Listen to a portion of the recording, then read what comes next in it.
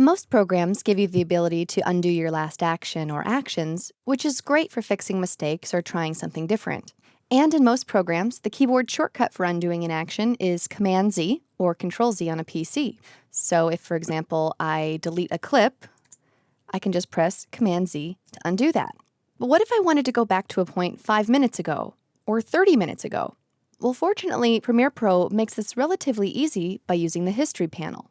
Now, just so you know, you don't have any specific exercise files for this movie because each individual user has his or her own unique activity within the History panel. So just follow along with your own History panel, although it will look different than mine. So I'm going to come over to my project pane and scroll all the way over to the right and click on History. And at the bottom here, it tells me how many undos I have available to me. This is based on how many recent actions I've done. If I've recently opened the project, this number will reset. So accessing your History panel is only as good as the session you've most recently been working in. Now, in the History panel, I can see my most recent edits. This one's the most recent. This was the delete that I just did. And the one at the very top is the first action that I did within this session. Now, seeing my recent edits helps me in one of two ways. One, perhaps I just need to take a look at my list of actions to refresh my memory on how I got to a certain place. And two, and probably much more likely, is that I actually need to step back in time because something I tried out didn't really work out very well.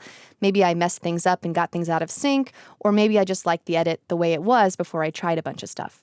So all I need to do is simply select the point in time before I made my mistake. So in our case, I recently tried shortening this, and I really don't like what I did. So I'm going to go back up to beyond these trims, beyond these lift and overwrites, up to about right here. And watch the timeline when I click on this. So you notice that it got longer. Also, several pieces of B-roll rejoined the sequence, and a couple of other trims and other changes happened as well. Now you'll notice that everything before this point is white, and everything beyond this point is sort of grayed out. However, I can go forward if I want. If this is too far back, I can come down here and click here, and it's going to go forward. So it's sort of back and forward, and if I need to go a little bit further, you can see that the changes are happening in the timeline, but also I'm sort of accessing these various points in time. So once I'm happy with where I'm at, I can continue editing just as before.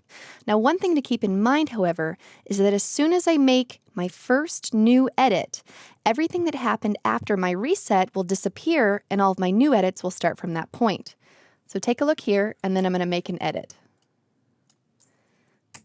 Okay, so you can see that it was truly a reset, and now all of those actions are gone, and this delete has taken its place. You can kind of think of it like a parallel timeline that you can't go back and change, sort of Back to the Future style.